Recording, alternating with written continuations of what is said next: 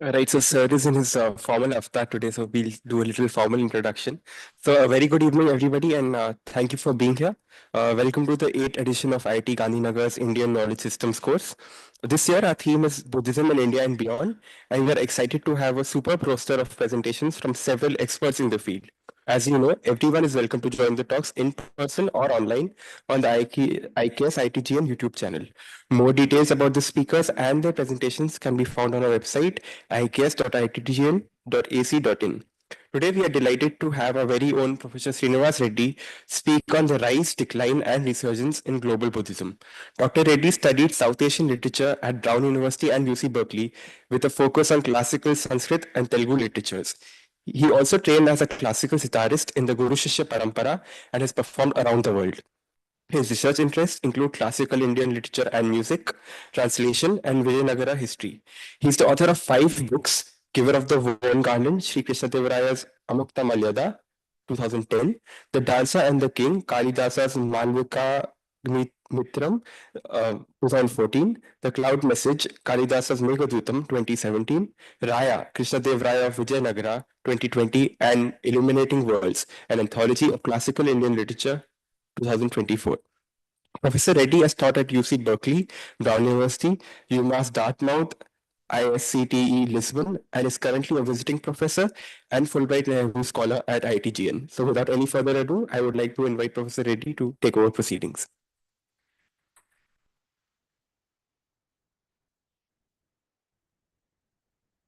Yes.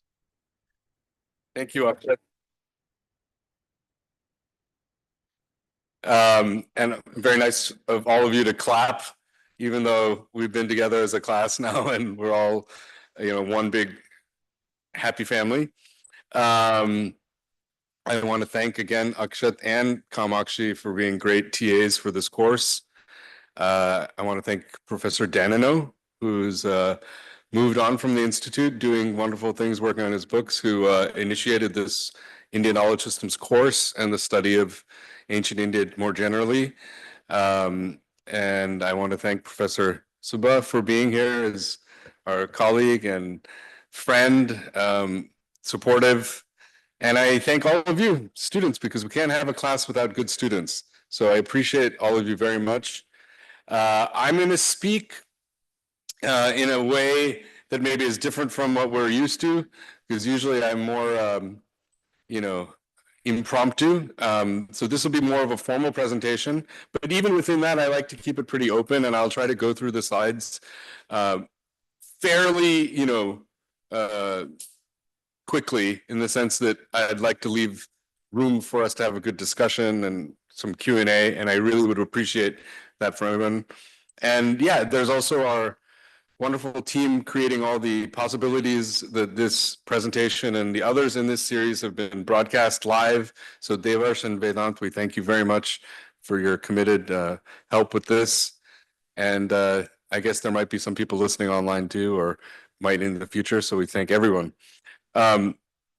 So our course is called Buddhism in India and Beyond. So India being the birthplace of, or Nepal, you could say technically, the birthplace, South Asia being the birthplace, let us say, of Buddha and Buddhism. And we went through a number of lectures about the early history of Buddhism.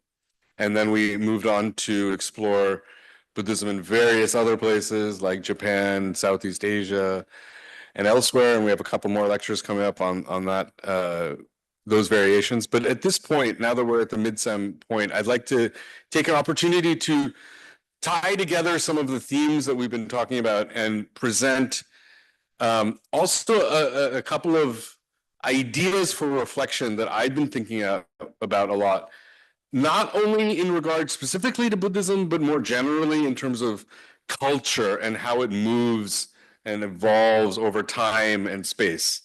So that's the basic outline. The title of the talk, and these are important words that we're going to look at: rise, decline, and resurgence. Like there's a movement there, and Buddhism is spread all around the world, although, as Professor was pointing out, the African continent is taking center stage in this globe here, and that's probably one of the places where Buddhism has spread the least.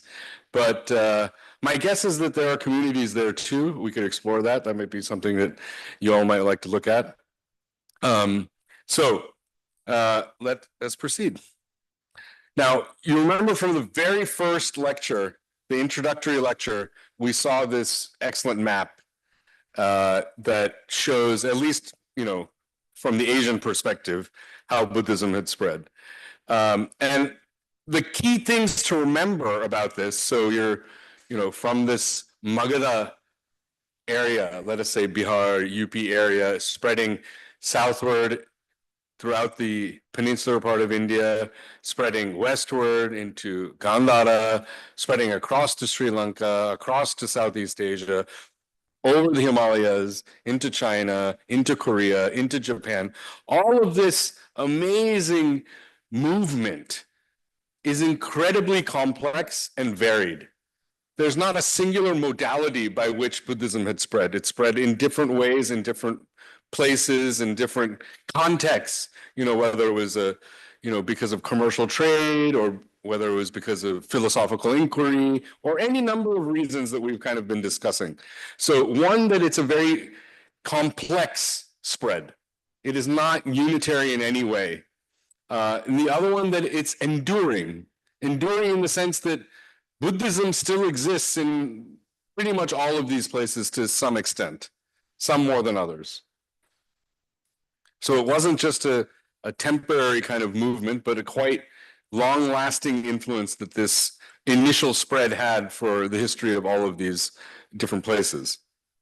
Another thing I wanted to point out that I think we discussed when we looked at the Southeast Asian lecture was, in this map, you'll see things. The idea is always, here's where Buddhism started, and then it goes this way, it goes that way, it goes this way, it goes this way, which is all fine and good. But we also have to realize that it is not unidirectional in nature. So it goes this way, and then it also comes back this way. It goes this way, and then it also comes back. So there's something that is dialogic in that spread.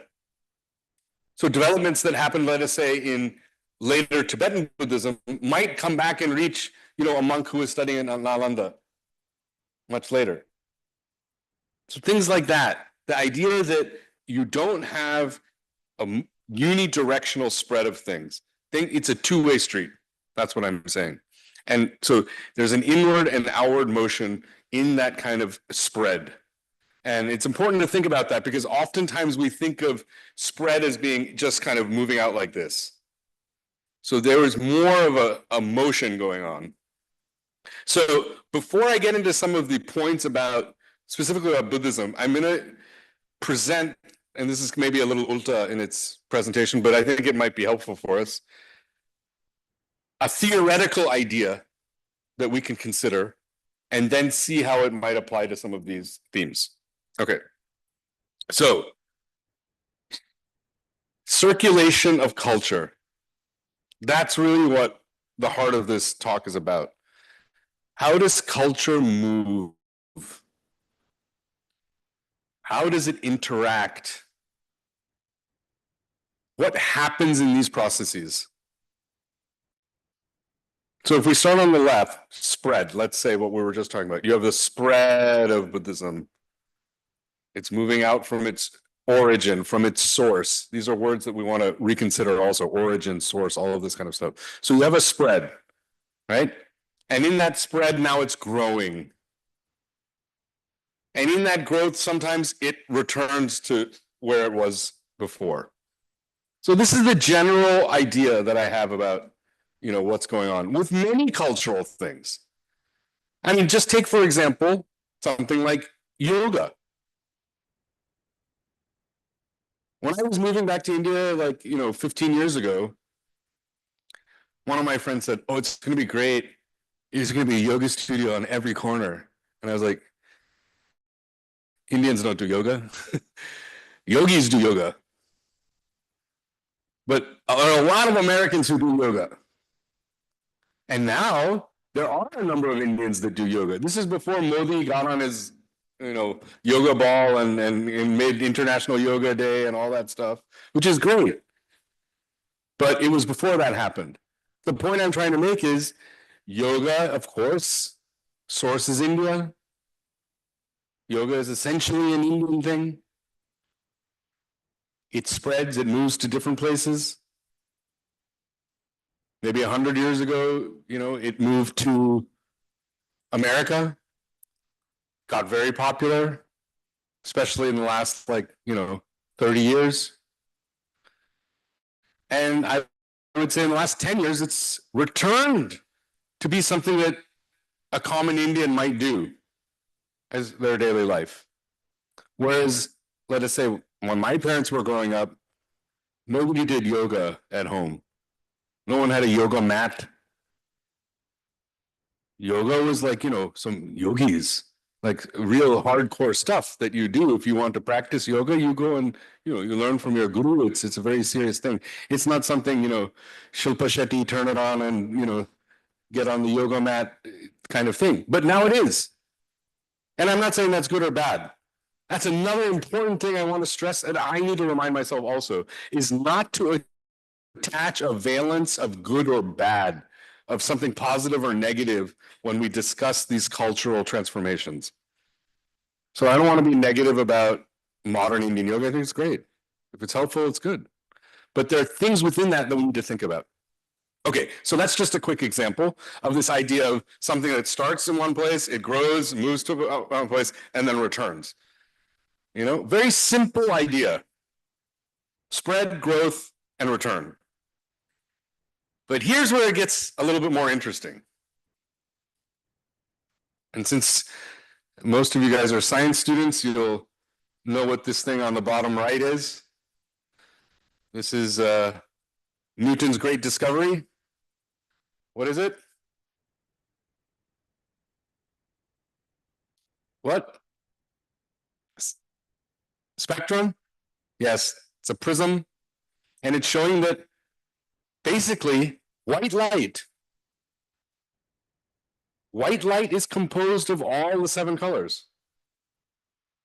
What we think is the most pure thing is actually the most diverse thing.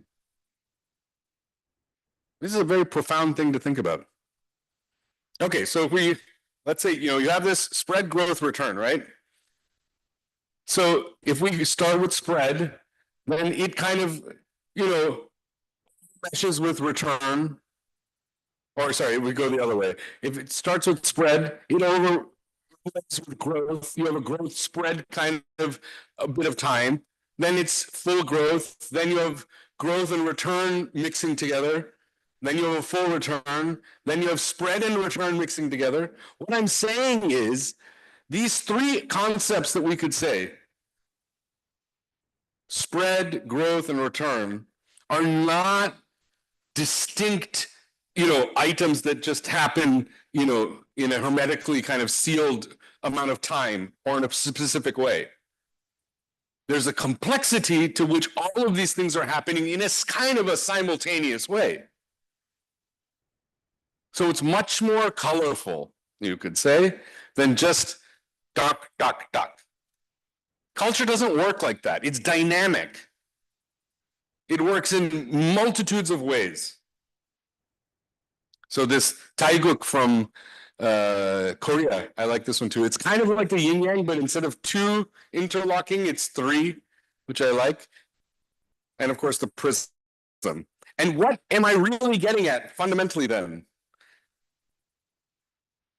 Is the circulation of culture, to me, is the turning the wheel of culture. You could call it Samskriti Pravartana. Like the Dharma Chakra Pravartana, this is the Samskriti Chakra. Wheel of culture means, what am I trying to say? I'm saying that culture spreads and moves and turns in multiple ways so fast and so complex that you can't even define what is growth, what is a spread, what is a return of something, because then it starts repeating too. Now there's new forms of yoga being developed in India that are being sent out again, and then those are coming back. And this is for centuries, this is how things have been happening. So that's this general idea that I wanted to look at. Okay, we can talk about this more. So this wheel of culture as a complex phenomenon, colorful in nature, but so colorful that it's hard to distinguish any, discrete element. Okay, so returning to Buddhism, we had lectures about Greco-Roman sphere, all of this Gandharan kind of encounter between Greek and Buddhist culture and how that came together. We discussed Southeast Asia, the movement to, more along a maritime route into Sri Lanka and then, Thailand and other places. East Asia, we were just discussing. One area that we didn't get to discuss that much is further west. Further west.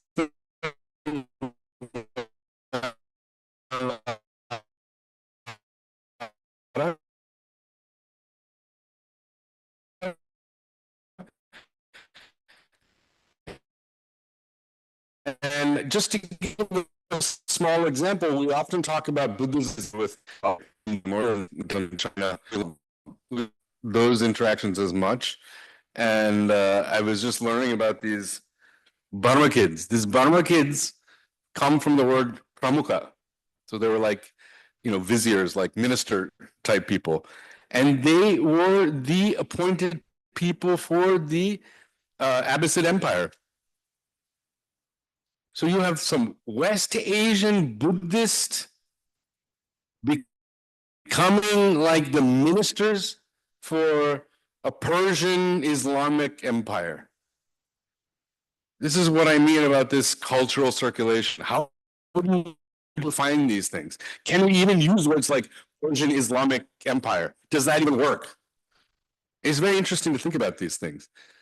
The deeper you go into the history of all of these places and, empires and, whatever, you find so much more complexity than is presented with such simple labels like Islamic empire or this empire or Buddhist king or whatever that may mean. So they're helpful for us, and we should, of course, use those terms as needed, but we can use them as an opportunity to explore more of the complexity behind what's going on. And I think that's the real exciting part. So this map is showing you where this is, quite far off. And I guess this is the remains of what they found of a vihara that was that far established. So a Buddhist university established that far into, you could say, Central West Asia. Okay. So now there's going to be a series of discussions or slides on this idea of the death of Buddhism in India. Because the classic narrative is, yes, Buddhism starts in India and then it dies out, but thank God it spread to all these other places, so it flourished. And it was only until Ambedkar that we had Buddhism in India ever again. That's it. It was basically like, that's the story. And it's, I think, much more complicated than that. And it's very interesting to explore that complexity and also explore, as we will, some of the reasons why people have given for this so-called decline or death, if you want to call it that. It didn't fully die out ever, I don't think, of Buddhism. So one of the most pervasive arguments why Buddhism declined in India is because the dominant, let us say, Hindu culture was very absorptive. It had the ability to take things in and assimilate things. And the most obvious example of that, and there are many others, especially if we go more into a discussion of philosophical points, which we will not, but from a historical point of view, Buddha becomes an avatar of Vishnu. In the early texts, At least some Puranas, I'm sure, do not list Buddha as an avatar. Of course, the avatar system is not also a singular thing. I mean, if you read the Bhagavatam, there's like, I don't know, 20 plus avatars. So this Dashavatara is also one reading of the avatara system, that kind of becomes canonical. Within that, at one point, Buddha is absorbed as one of the avatars of Vishnu. So Buddha is not anybody, not any separate religion or anything. It's just another kind of expression of the Sanatana Dharma. This is a very interesting thing. You might ask, why was the Jinnah not included? Why was Mahavira not included? Well, there are some avatar lists that do include the Jinnah, actually. So that is interesting. But we'll get to Jainism in a second, because it's interesting to compare Buddhism and Jainism, contrast them to understand this interesting difference that they exhibit from a historical perspective. So just, we're not going to get into the philosophical aspects of it, but just to mention Shankara, probably, the great reformer or the great reviver, as he is known. This is like Buddhism has come, its influence area. Jainism has come. That people are converting to these new religions. People are leaving their homes and becoming monks and nuns, and the Hindu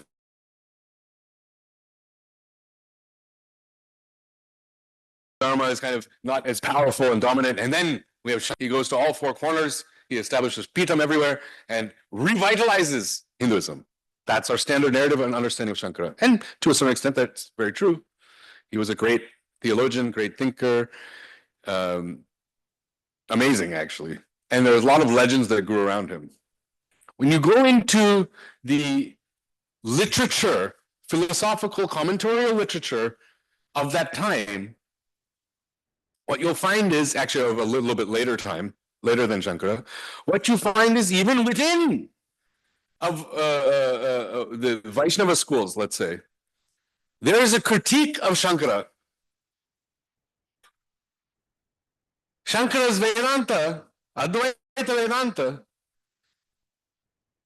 is called close to what this shunyata business of the Buddha is like. Everything is one.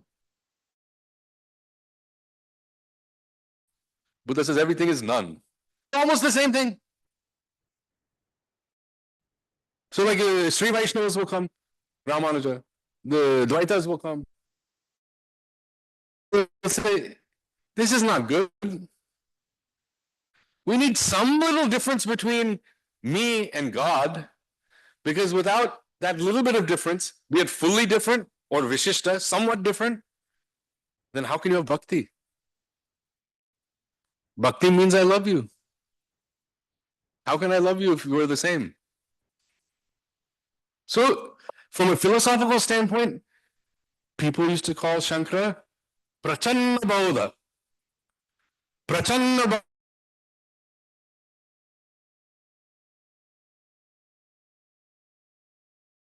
It's a real insult.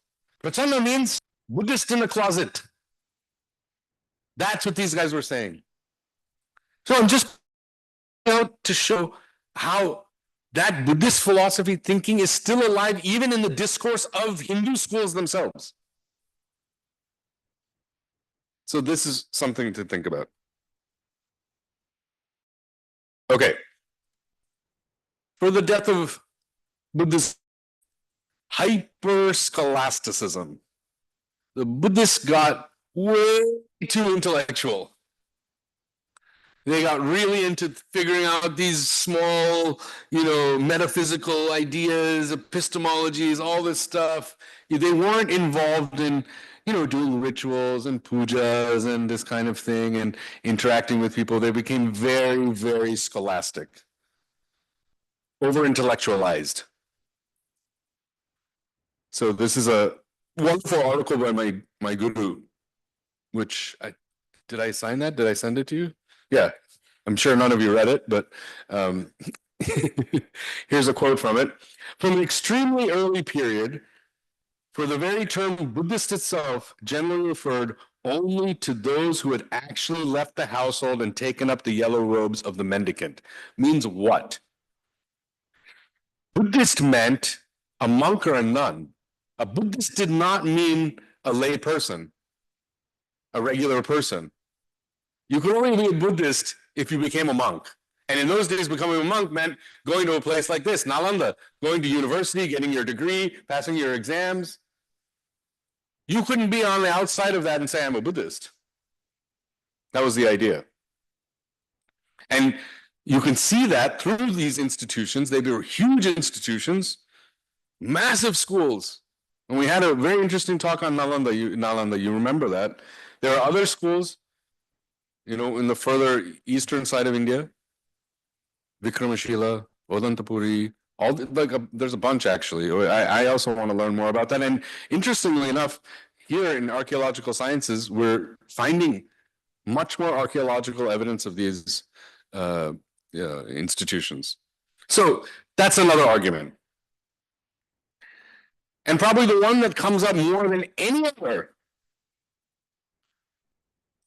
you could say the death knell, the final blow that killed Buddhism in India was the Islamic invasions, particularly the sacking and destruction of Nalanda, the burning of the great library of Nalanda. And you see this picture of these generals coming, all these poor souls sitting and dying, And I give you this quote from Ambedkar because he kind of invokes this idea. Buddhism, beaten and battered by the Muslim invaders, was an uncared for orphan, and it withered in the cold blast of the native rulers and was consumed in the fire lit up by the conquerors.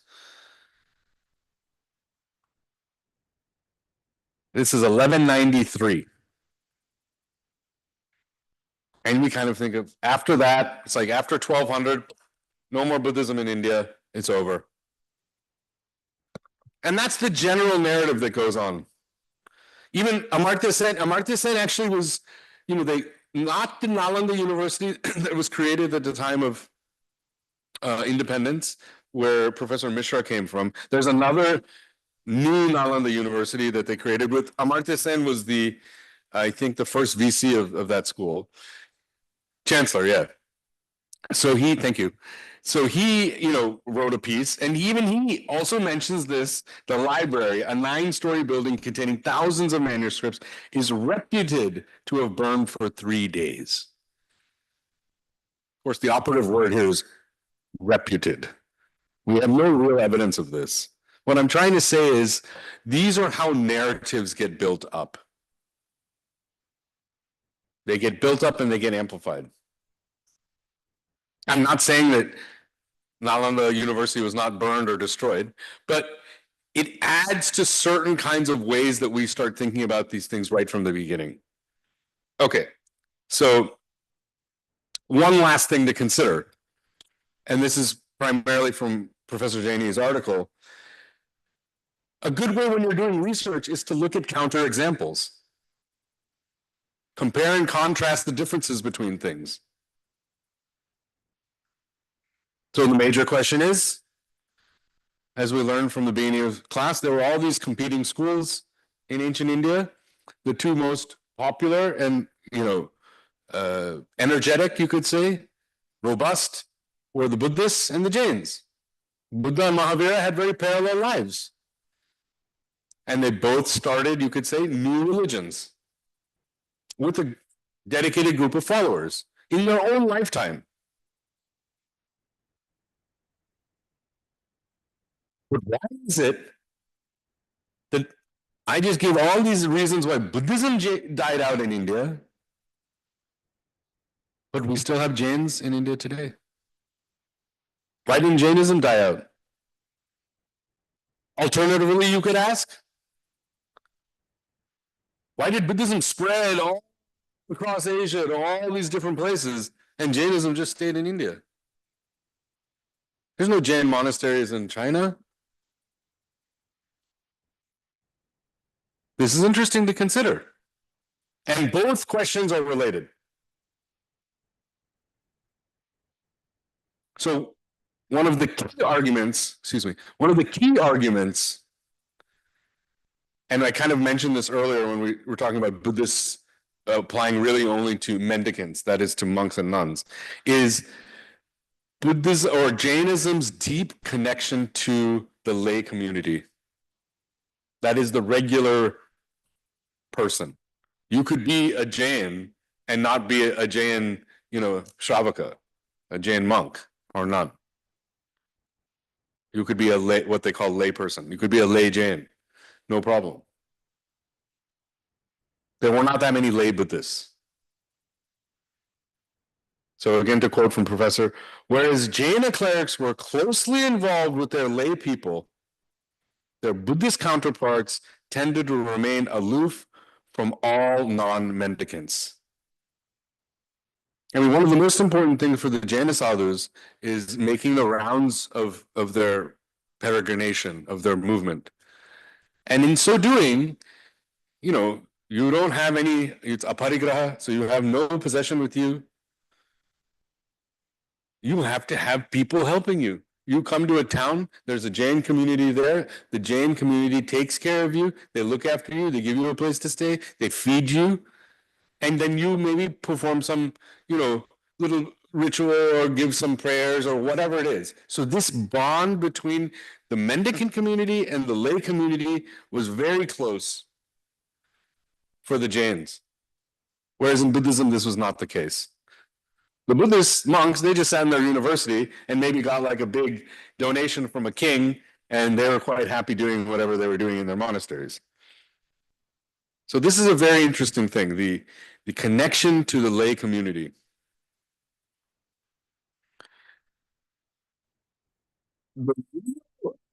I would say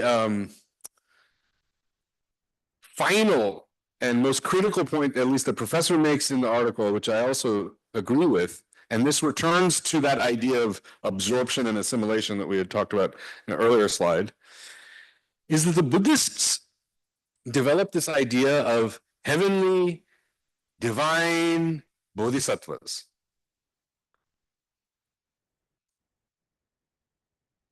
Jainism does not have that kind of a figure. Jainism only has Tirthankara, who are not gods. They're not heavenly beings. They're human beings. They're just human beings that did a lot of hard work and achieved something, like a Buddha. But these bodhisattvas that develop are a little bit, different. The bodhisattvas are almost like deific characters. They're worshipped in that way. So the key example he gives is Manjushri. The Bodhisattva Manjushri started off as a Buddhist place, but then easily got transformed into Manjunath. And Manjunath became a form of Shiva. So if you go to the temple in Kadli, anyone ever been there? You'll find that this was originally a donated, Vigraha was donated by a king as a Buddhist idol, Buddhist Vigraha. Then later became a Shaiva. And this is common in many places. And if you've been in Andhra Pradesh, we have a lot also, like this one. Even in Amaravati. Amaravati has the stupa of Amaravati. Right next to it is a huge Shivalaya. Draksharama, I don't know if you guys went. Tessa? Yeah, so these were all these Pancharamas. Pancha Arama. Arama means like where the Buddhist Vihara is. So these 5 places were Viharas, you could say. Buddhist ones. But they all now are Shaiva temples. So what I'm getting at, and what Professor was getting at, is that the idea of a bodhisattva was easily convertible into the Shaiva fold. And this is another interesting thing. So again, Buddhism just gets, from a lay practitioner point of view, gets absorbed into Hinduism. Jainism remains distinct because of its connection to its own lay community and lay rituals and practices that were developed. This is very important. Okay. What do we have on time? Okay. So that's one part of the talk. Now let's talk about something else. I want to talk about the movement of Buddhism to the West. And how did this happen? And some of the key figures that you should just know about, these amazing kind of pioneers of Buddhist movement. So this is D.T. Suzuki, probably one of the greatest scholars of Buddhism of the 20th century. And the important thing to understand Japanese Buddhism, the important thing to remember about people like this, and I took this image specifically because you see him sitting there reading a text. He's not wearing some robes. He's not performing any puja. He's reading a book. He was a scholar of Buddhism. Buddhist, yes, but scholar of Buddhism.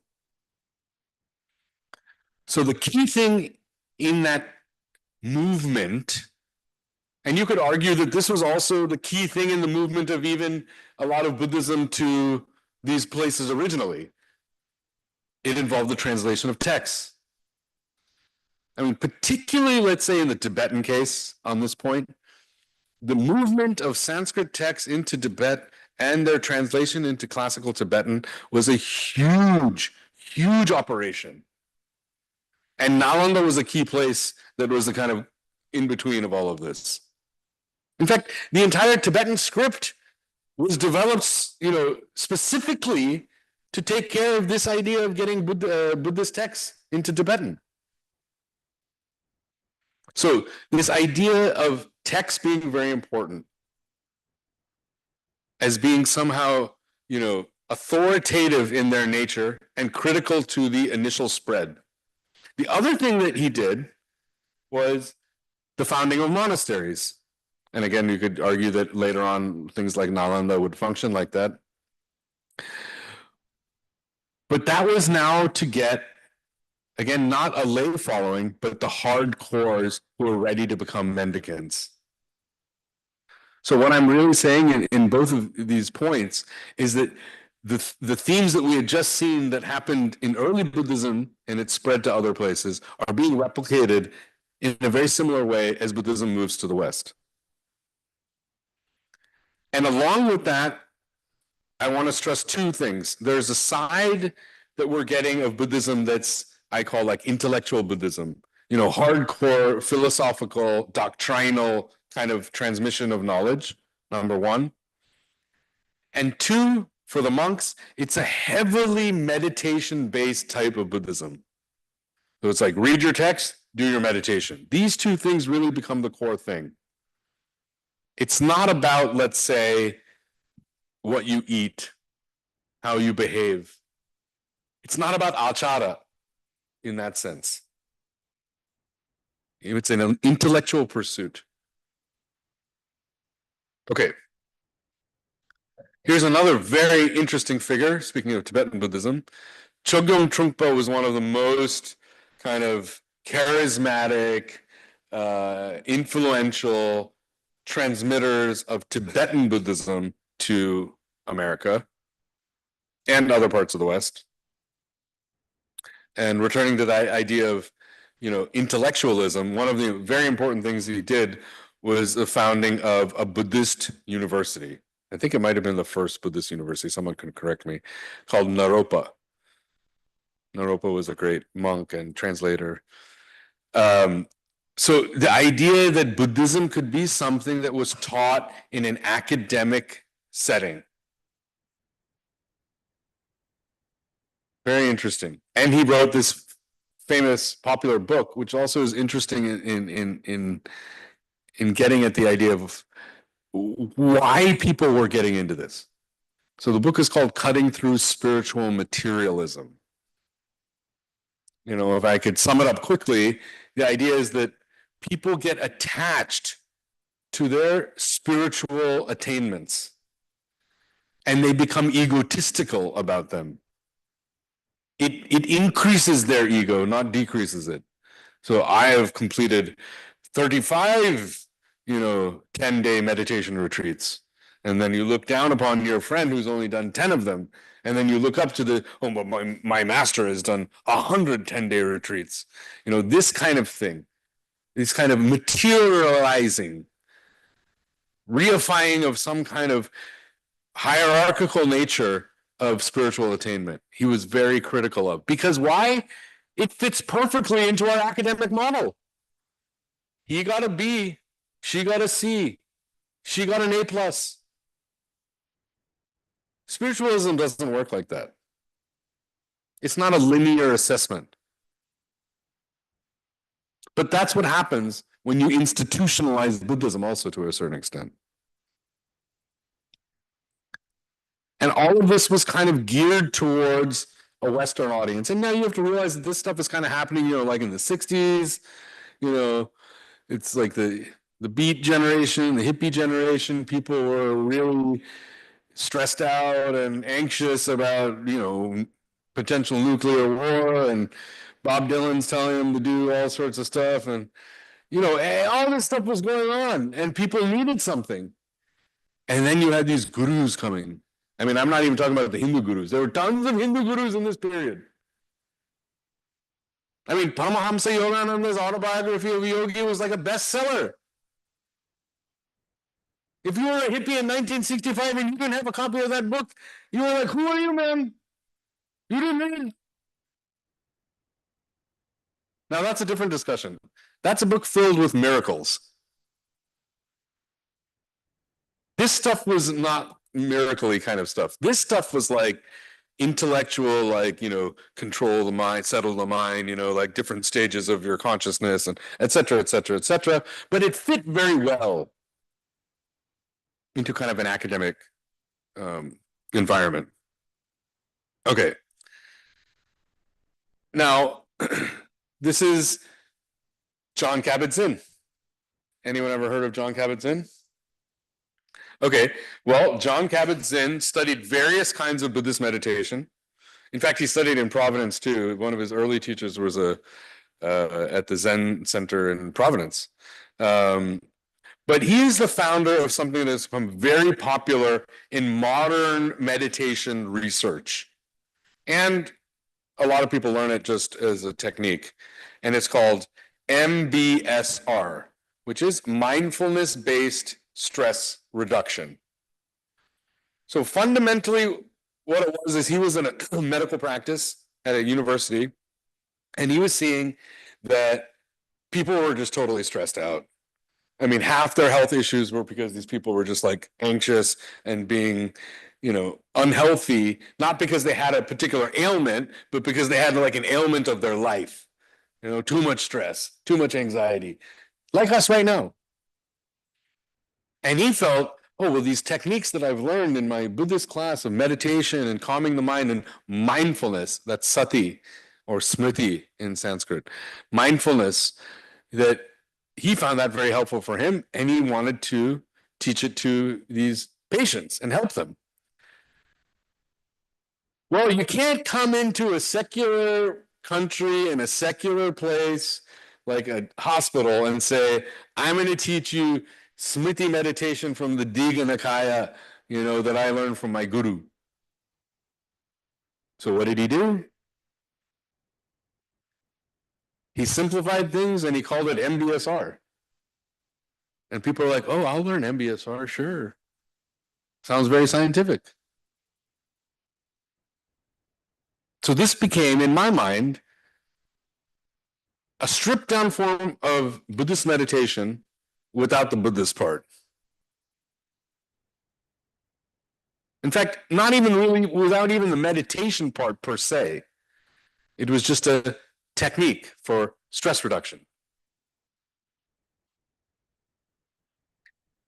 And in so doing, you can now clearly say that I'm not teaching religion. I'm not teaching anything religious here. I'm teaching science. And I've trained people with this technique. I've run experiments with this technique, right? Because this is now a Ek Do Teen Char Panch ka steps hey meditation. It's all scientific, laid out. All my patients learned the same thing. All my patients did this thing. Everyone did a control. Means what? MBSR was the perfect way to create something scientifically viable to do research on.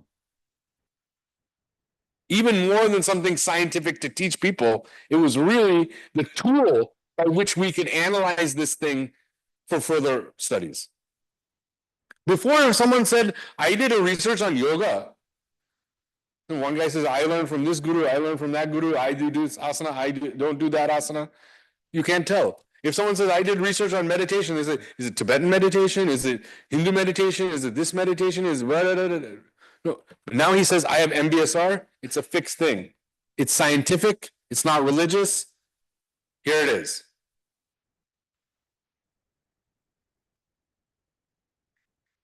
Then we move to this, the new mindfulness. So John Kabat-Zinn starts this stuff, and it develops kind of like in a, clinical setting, let us say, but then it starts becoming more popular. There's more Buddhist teachers around. And now an estimated quarter of American Buddhists are considered converts from traditional Christianity, Judaism, or secularist philosophies. So we have a whole group of people who claim themselves to be Buddhist, who are actually Americans, who were born primarily as Christians, but other religions too. Judaism, actually, there's a lot of conversion from Judaism. So another quote, in North America, for example, the Buddhist population is projected to grow by more than 2 million, from 3.9 million in 2010, or about 1% of North America's population, to nearly 6.1 million in 2050. And I believe that. Now, when people like the Dalai Lama hear this kind of stuff, they kind of laugh. As do I, in a way. But I understand it too. That's what I mean about trying not to be so judgmental. I think in my younger days, I would have been much more critical of these things. One of my favorite Dalai Lama quotes is, "My only religion is kindness." He also says, because of that, there's never any reason to convert. Every religion has the same truth in it. There's no religion I ever found that says kill your brother. It says love your brother, love your sister. Other problems get created later on. But the point is, if you go to the core of whatever religion you were born into, you will find the same basic truths. So conversion is kind of silly. But then I understand you kind of raised in a certain situation, like take for my Christian friends. Some Christian friends would say, I hate this Christianity, man. It says if I do one bad thing, I'm going to hell. I mean, what kind of religion is that? That's not nice at all. But like Buddha, he helps me. Buddha never says anything like that. I'm like, okay. So they become Buddhists. And then I think, ठीक है यार, be a Buddhist if you want to be Buddhist. Nobody cares. If you're becoming a better and happier human being by saying that and becoming a Buddhist, then go for it. So it's a crazy thing that there's such a rush to this. Now, why I think that is because, like the previous slide, people don't see Buddhism as a religion. It's a philosophy of life. It's scientific. It's about the mind. And again, then I have certain issues with that. What is Buddhism? Doesn't it have rituals? Doesn't it have things that you are kind of expected to believe in? Isn't there a certain faith? Shraddha is also there in Buddhism. So these are all questions to think about. But this is what's happening right now, particularly in America, and in other, in Europe and South America as well. Here's the newest thing. Mindfulness got really popular, and then they said, no. Let's not go with mindfulness. We want to do heartfulness. And then we're going to make an app out of it so that it can be directly in your phone. And you can pay $29.95 to download it today. Yes, this is where you're supposed to laugh. The commercialization of all of this, it has now entered like a capitalistic cycle.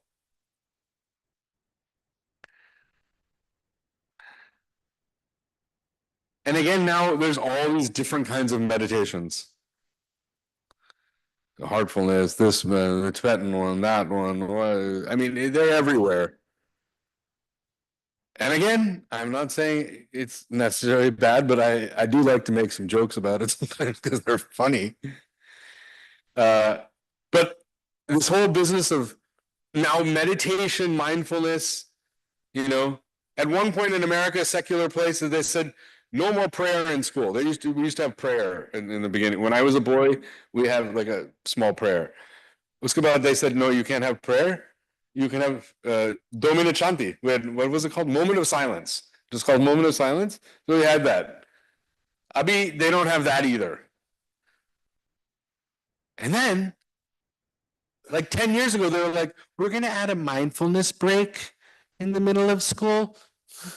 And I'm like, what? You got rid of Domina Chanti and now you're like giving us mindfulness break? This is what it is. Because mindfulness, again, is not religious, even though it's totally Buddhist in its origin.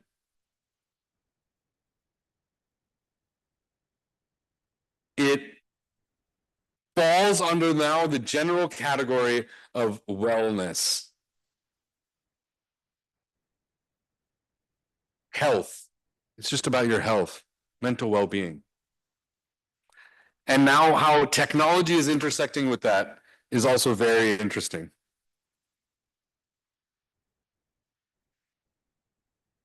It's making it even like more detached from that sense of like a commitment to something or a group or a teacher or whatever. It's just like in the pocket. I can do my 2-minute meditation. Anytime I'm feeling stressed out, I just grab my phone. I mean, it's like a contradiction in terms. The number one thing you want to do to get less stressed out is turn your phone off. But this is what it is. Now, we can get into a big discussion about this, and I'll just wrap it up. This all brings into, the limelight the ideas about what is original, what is authentic, and this idea, deracinated, a word that we discussed earlier, when you uproot something. Has this been uprooted? I don't know. Maybe like I was saying, culture just goes like that. It's part of how it all works. So deracination is part of culture. I don't know. Is it a bad thing? I don't know. Is this authentic? Yeah, I mean, I just told you that there were some great scholars that came and translated texts and did all this stuff. It's pretty authentic. Is it original? Yeah, maybe. I don't know. But these are the kinds of questions we could go on asking. But like I'm saying, my answer to that would be to think of it like we can't really answer all of those questions because it's too complex of a circular process. Okay. Oh yeah, this was kind of important. This is the great return, you could say. Indian Knowledge System, the name of our course. This has been a new initiative of the whole country to learn about Indian knowledge systems. Because for the most part, if you want to go read a text on the Yoga Sutras, if you go to the library, you'll find a bunch of texts written by Western people.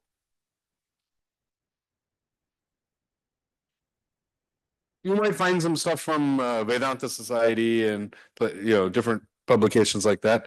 But if you want to read like a hardcore Sanskrit translation with Tatparya and all this stuff, mostly you're going to find it in Western universities. If you want deep analysis of history and philosophical stuff, you're going to find it in a Western published book for the most part. If you today want to go and study Sanskrit, the best place to do it is Europe or America. Because our Pandit culture has died out. Not to say that there aren't people here that can still do that. There are, but they're limited. Much less than there were even 100 years ago. But more so that they are not able to communicate with other types of scholars. English being the medium that many of these discussions are happening in. So we are trying to reclaim a certain kind of discourse on ancient India, which is great. I mean, I feel like my whole life is dedicated to Indian knowledge systems. That's all I do. What I see is there's kind of a pull between national pride, being proud about something and saying it's ancient and wonderful, sometimes not being balanced by scholastic rigor. To believe something is great is fine, but to prove that something is great with your scholarship is even better. And I would like to see those things come together more, which means I would like to see a lot more depth of scholarship being done in India. Because if we don't do that, we're going to have some serious issues in the long term. That's what I'm getting at. You can't just go claiming that this happened in XYZ date and that happened in ABC court without doing your research.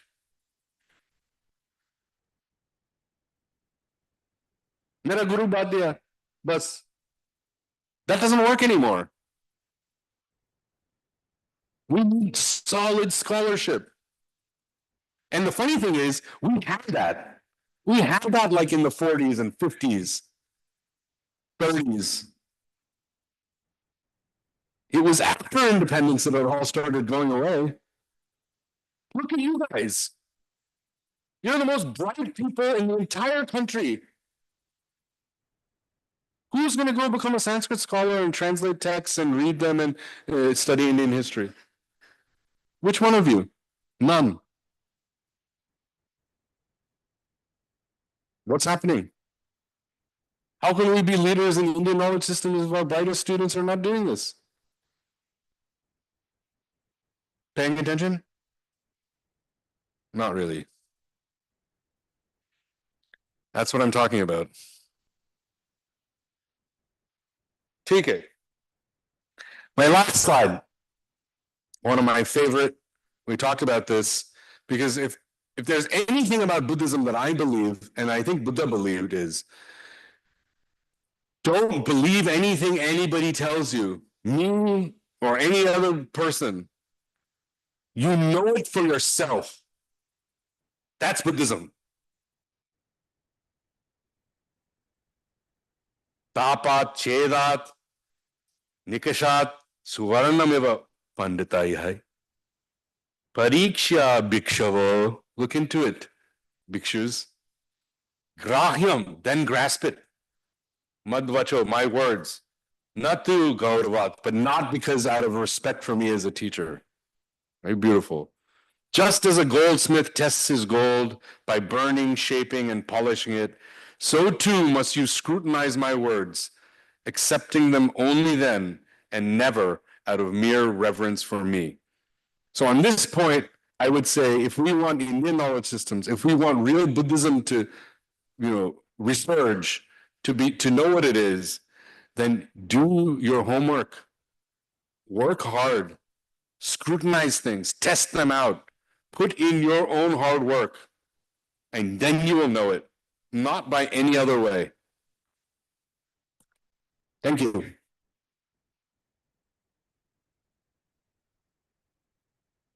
Okay, questions? How about these three guys here that were on their phone the whole time? Any questions for us?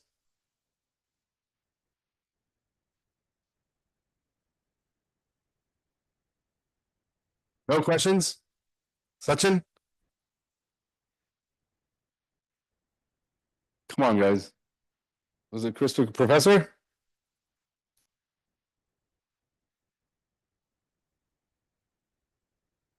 Use this mic.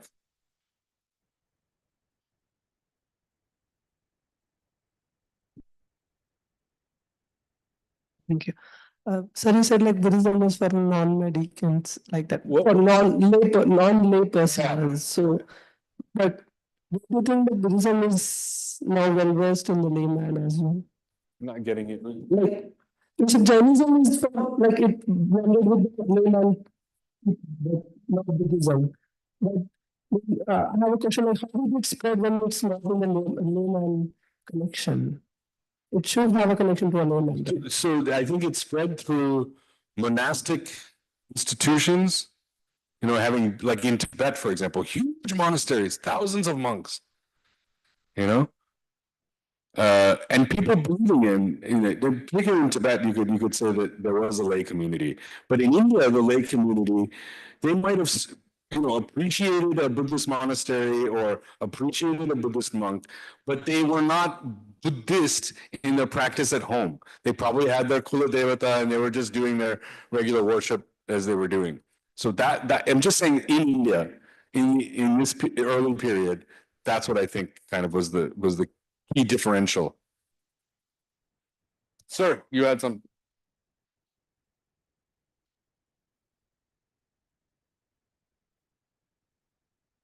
Yes. I always wondered why there are so many isms, Jainism, Buddhism, Hinduism, but Christianity is not ism. What is the reason? That's a great question. But you know, there's Protestantism, Catholicism, all of those. There's a bunch of isms within Christianity. So, like, or you could say that in Islam, there's also, you know, Sufism or something like that. So isms, but isms generally, it's a good question. I believe isms is a form of reifying a structure, you know, reifying something to say this is this and it is not that, and it's different from this. So put a box on it, give it a label, and define it. I mean, the classic argument that people will say is Hinduism was never a religion until the British had to come and define it in the sense of these are now going to be the Hindus. The Jains were clear, there weren't any Buddhists, and the Muslims were clear. But the Hindus, and the Sikhs were also folded into the Hindu category, right? So,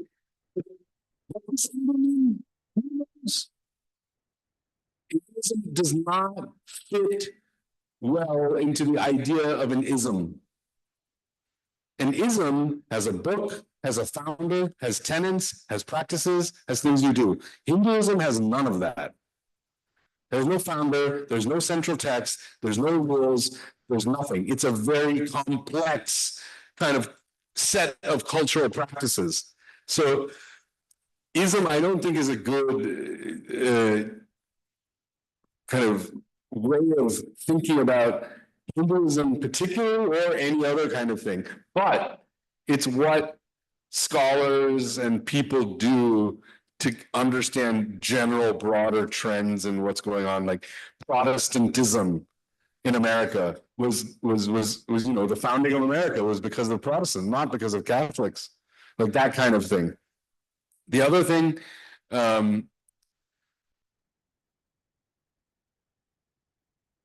it makes things, I guess, yeah, it makes things convenient. That's essentially what it is.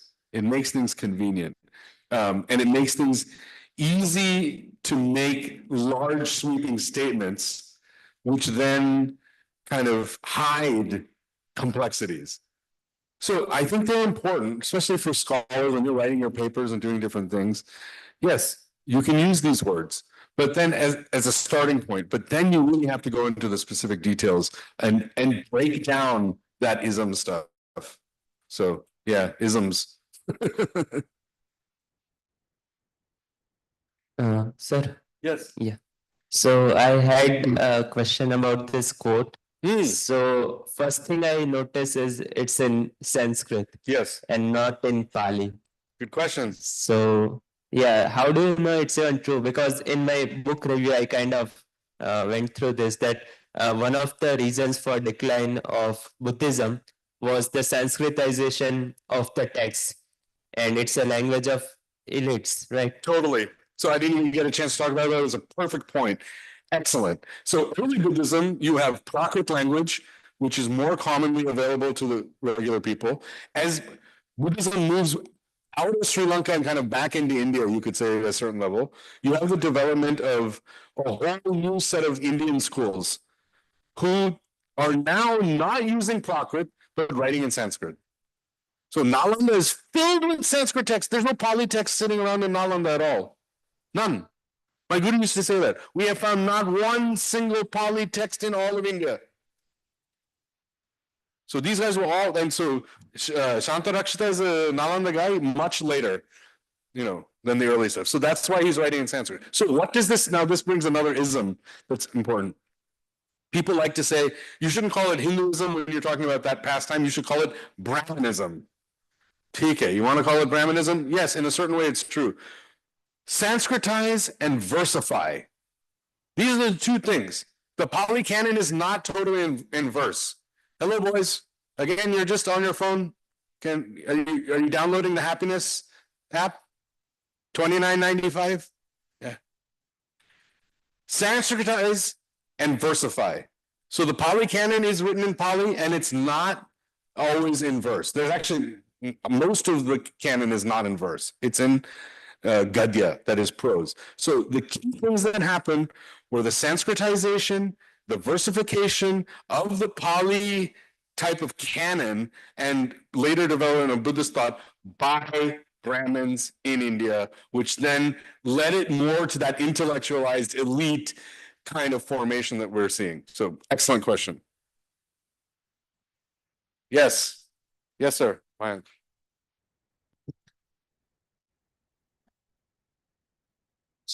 Sir, Vaishnav Purana says that Buddha is the ninth avatar of Vishnu. Why there? Ninth or eighth? Something like that, yeah. Ninth or eighth, I don't know. So why there was a need of connecting Hinduism and Buddhism together? And do Buddhism accept this? Because Buddhism is a different religion compared to Hinduism. Yeah, I mean, the argument would be that the Buddhists didn't really care.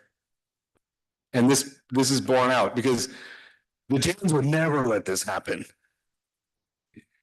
What was the Jains way of doing with this? They're like, before you try to do any of your absorption business, we'll just take your Mahabharata.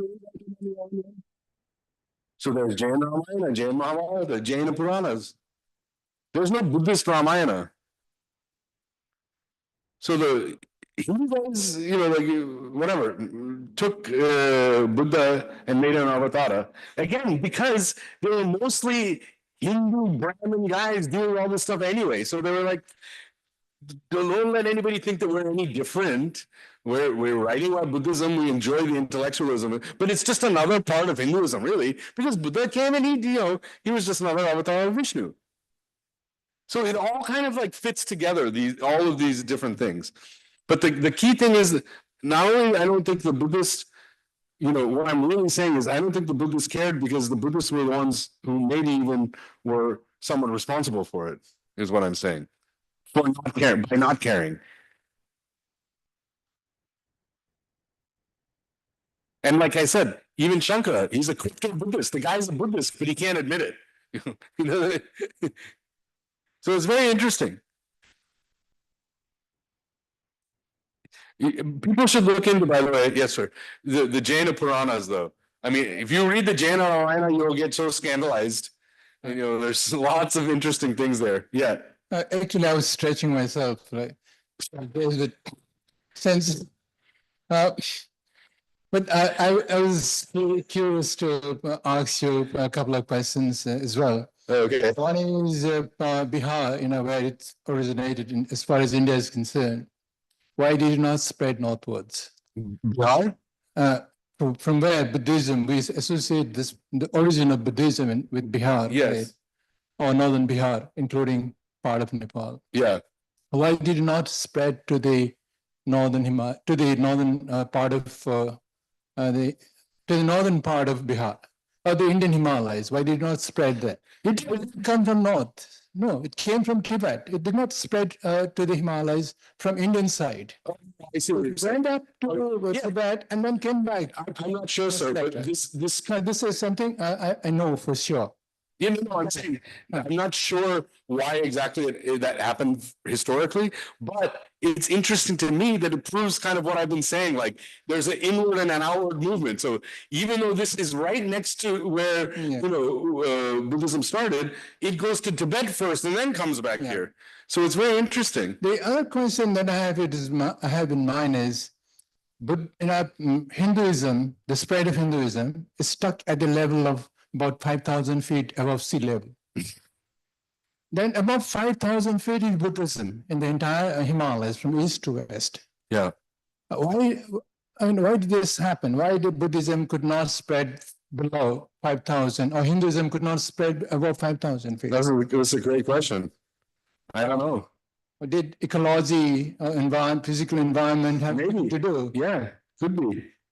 Or could there be some other reason? No, I don't know. That's a very interesting observation. But something that you mentioned is very relevant as far as Sikkim is concerned. Yeah. I know that in Sikkim, when the textual Buddhism came first, there was no takers.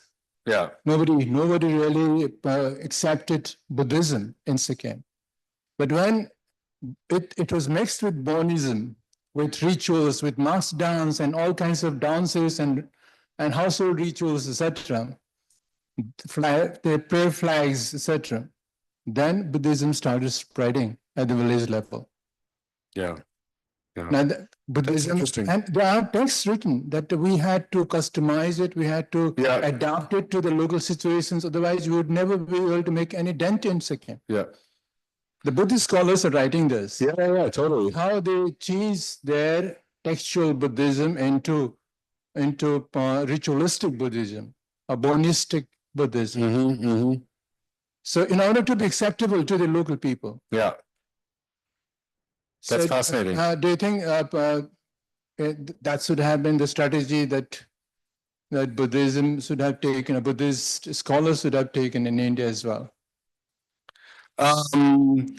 Maybe, but I don't feel that there was that, especially in the later period, that proselytizing spirit. But what I do see in what you're saying is maybe this is what's happening in America, is that in order to kind of bring this over, I need to simplify, I need to make it technologically savvy, I need to do these things so that people will kind of have it or accept it. So I think maybe this is, again, another instantiation of that kind of transformation that needs to happen in order to penetrate places. And finally, Buddhism doesn't mean the same thing everywhere. Right. It doesn't have the same features everywhere. No. Buddhism has huge variations across nations and even within a small place like Sikkim. Yeah, absolutely. Okay. Absolutely. So, why do you think such huge diversity within Buddhism happened? Yeah, 1 second. Wait, don't leave yet. How do you think this diversity within Buddhism happened?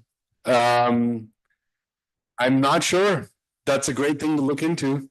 I mean, it's not merely connected to Theravada or the different schools of thought. Yeah. But well, I mean, maybe it's like you said, that when Buddhism or any religion kind of moves into an area, it has to deal with that unique situation. And if that area was already diverse, then it's going to evolve into other diverse forms of Buddhism. That would be my guess.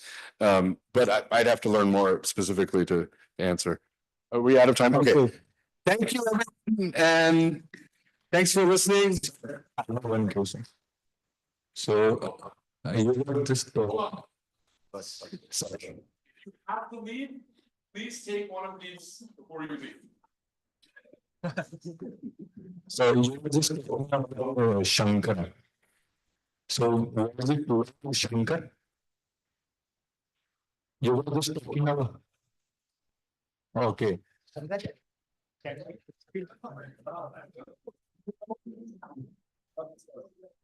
talk to you about this, just look at it and read it over. All right, I'm leaving it here. That's the only thing you wanted to ask them. You guys were